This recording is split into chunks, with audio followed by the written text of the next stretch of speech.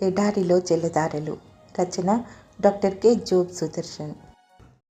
నీ బలిపీఠమునొద్దనే పిచ్చుకలకు నివాసం దొరికెను. కీర్తన 84:3. ఆలయానికి వెళ్ళడం దావీదుకు ఎంత ఇష్టమో! ఆ పవిత్రాభిలాషతో అతని ప్రాణం సొమ్మసిల్లిపోతున్నది. కానీ ఏదో కారణంగా అతడు తన నగరికి దూరంగా ఉన్నాడు. ఆలయంలో పైకప్పుకు ఉన్న నెర్రలలో గూళ్ళు కట్టుకొని శాశ్వతంగా నివాసం ఉంటున్న పిచ్చుకలను, వానకోయిలను చూసి ఈర్ష్యపడుతున్నాడు ఈ రాజయోగి. పిచ్చుకలు చాలా అల్పజీవులు.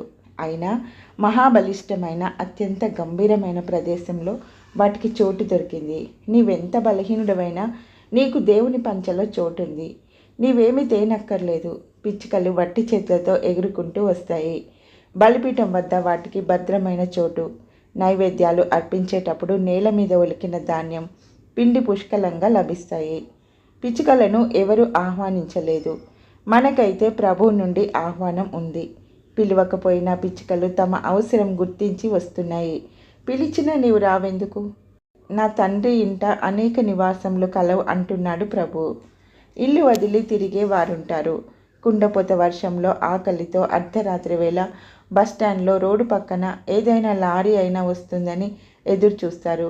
ఇక్కడ పిచ్చుకలకు ఇల్లు దొరికిందంట. ఇల్లు ఎంత తీయని పదం!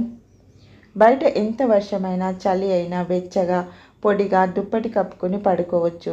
రాత్రి వేళ ఆకలేస్తే తల్లి కానీ భార్య కానీ వేడి పాలు కప్పులో పోసి ఇస్తారు. ఇల్లు అంటే భద్రత, పోషణ, ప్రేమ, వెచ్చదనం. బయట ఎలాంటి తుఫాను చెలరేగుతున్నా బలిపీఠం దగ్గర పిచ్చుక కుటుంబానికి క్షేమమే కదా. తీర్పు అనే అంతిమ తుఫాను సమయంలో కూడా ప్రభువులో ఉండే మనం క్షేమం. వానకోయిల పిల్లలను తలుచుకుంటున్నాడు దావీదు. వానకోయిలలు కొన్ని వేల మైళ్ళు వలసపోతాయి. ఖచ్చితంగా బయలుదేరిన చోటికి తిరిగి వస్తాయి. రక్షణ పొందిన ప్రతి వ్యక్తి మొదట తన పిల్లలను గురించి ఆలోచించాలి. పేగు సంబంధం. దేవుని మందిరంలో మన పిల్లలు తలదాచుకునేలా సురక్షితమైన గూడు మనం కట్టాలి. మహోన్నతుని చాటున నివసించువాడే సర్వశక్తుని నీడను విశ్రమించువాడు. కీర్తన 91:1.